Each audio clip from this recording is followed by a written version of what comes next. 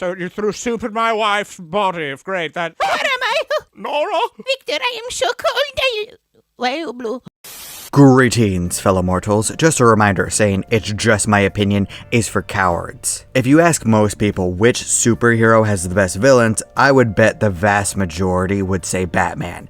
Even the people who say that they hate Batman and that he's overrated. There's a reason for this, despite the fact that most of the criminals aren't all that threatening compared to other villains in the DC universe.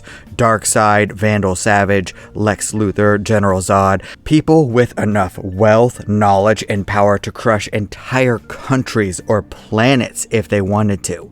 But there's also a little part of your brain that goes numb at the thought of all that. These types of villains are not as personal as some of the others in Gotham. Okay, there are so many great versions of Lex Luthor out there. It's why he's always #1 against Superman, but a lot of the bad guys in DC don't have the tragic and understandable motives of Gotham rogues. Harvey Dent being half burned alive and falling from grace, the Penguin being the anti-Bruce Wayne, Harley Quinn losing her mind, personality, and career thanks to an abusive partner, Crocodile being shunned from normal life due to a condition that he cannot control, and even the Riddler, liking riddles. Okay, they're not all 10 out of 10s. He's just standing there, menacingly! Get out of there, SpongeBob! But the emotional strength of Gotham villains hasn't always been peak. Joker was actually supposed to be a one-off character that was never meant to return. One of the greatest and worst aspects of comic book characters is the fact that they can be reinvented and rethought. And no one has been improved more than Mr. Freeze. Originally, Freeze was just a normal run-of-the-mill villain who just so happened to like diamonds. And sometimes he used the diamonds to power his freeze gun. Not anything special, but it also left a lot of room for improvement. And that improvement happened in 1992 with the Batman animated series episode Heart of Ice. That single episode completely redefined the character of Victor Freeze by making him a tragic figure. Originally, Freeze was a scientist and researcher working for GothCorp. Things took a turn for the worse when his wife became terminally ill. Desperate, Freeze put her into cryostasis while he looked for a way to cure her. But he's soon betrayed by his boss, Ferris Boyle, who doesn't want to fund Nora's stasis and cure. But when Freeze fights back, he's exposed to extremely cold chemicals and changed into a person who cannot withstand normal survivable temperatures. You want to just sit here a little more and be frozen? Yeah.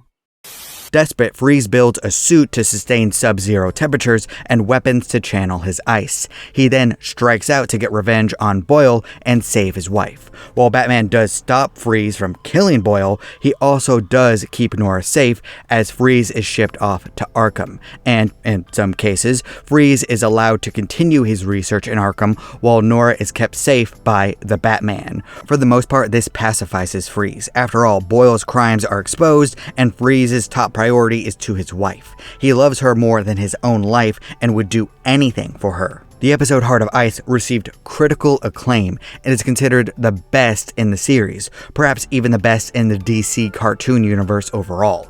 It completely changed how people saw a once one-dimensional character, and it was further expanded upon in the Arkham games, even getting its own DLC in Arkham Origins, and concluding in DLC for Arkham Knight, which, there are so many problems with Arkham Knight that I can't even get started. I don't know who decided to put that conclusion in the DLC, and that stupid executive sucks.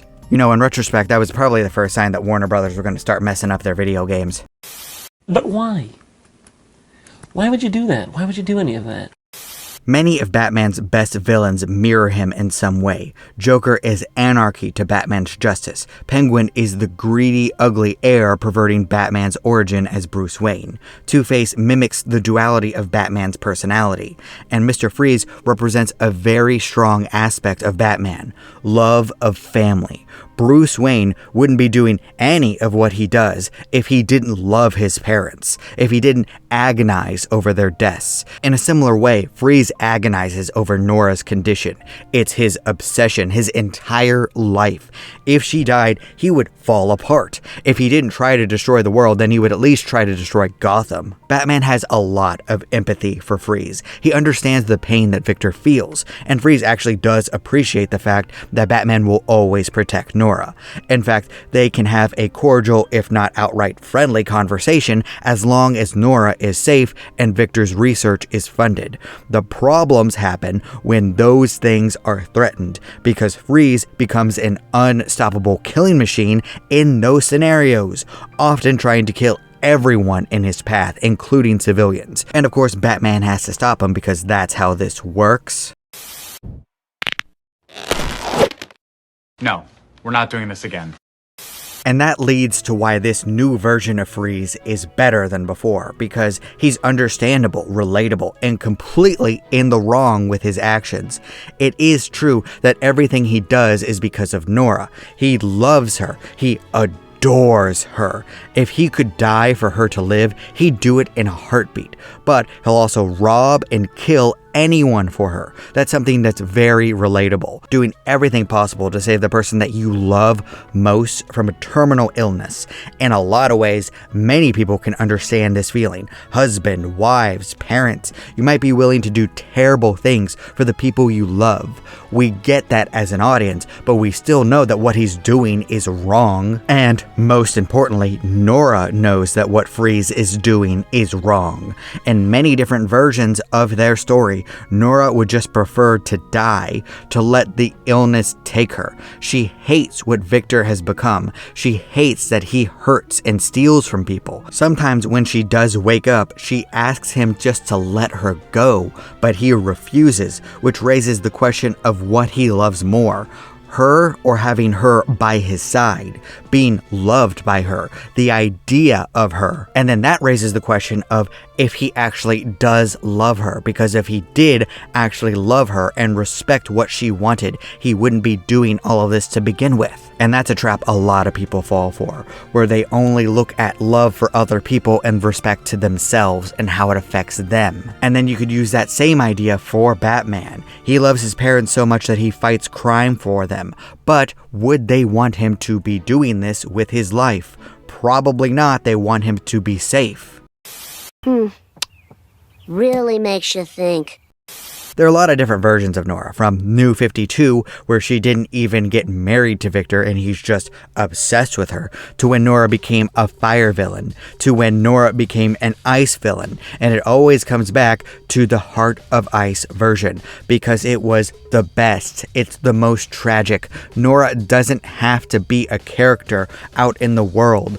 When within this story, she can be a very well-defined character, whether she got into cryostasis willingly or unwillingly, puts a tragic twist on her relationship with Victor. Personally, I like it best when she agrees to the stasis, but comes out of it a few times horrified about what has happened, like with Arkham Knight, which admittedly had a good ending for those two. I cannot deny that. But I still think that the best version of Mr. Freeze comes from the animated universe. Freeze had a few follow-ups after Heart of Ice, most noticeably the Sub-Zero movie, the Cold Comfort episode, and the conclusion in the Batman Beyond episode, Meltdown. Although there were a few comic tie-ins where Nora is cured, remarried, reunited with Victor, loses him, gets her illness again, and then dies. All the while, Freeze finds that he's now basically an immortal who has to live with the fact that the love of his life is gone forever.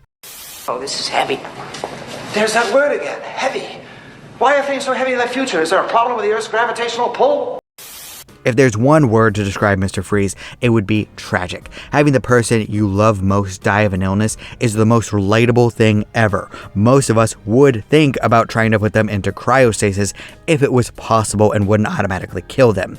In most cases, if Victor Freeze was just allowed to work alone, nothing bad would happen. But he is far from blameless. His crimes are his own, even if he has understandable motives. There is no excuse for hurting so many people. There was definitely a point where he should have just let Nora go. Sometimes things have to end, even the things that you love the most. In my mind, I always imagined that the story of Freeze and Nora would end with him removing his suit right after Nora dies. That way, he can join her in the afterlife, the ultimate tragic ending. And it's weird to think that all of this can come from a character named Mr. Freeze, perhaps the one Batman villain that you pity more than anything else. Some are tragic, like Two-Face or Poison Ivy, but they still feel like they have something bad in them to begin with. Freeze just wanted to be with his wife. That's all he ever wanted. It's very sympathetic. Honestly, I think Batman writers should go this route more with other characters. Killer Croc could be an easy one to make people care about. I love the stories where he can't find a job because of how he looks. It's very human and very understandable that he would turn to a life of crime because he can't find any other way to feed himself. And also, I have plenty of ideas for Firefly to make that character a lot more interesting, but that is for another video. In summary, tragedy is key. In another story, in another universe, Victor Freeze could have been a hero, but instead he became the villain, and that is very Batman-esque. You're welcome to disagree with all this, that's fine. After all, everyone is entitled to their objectively wrong opinion. Time never has been on our side, Victor.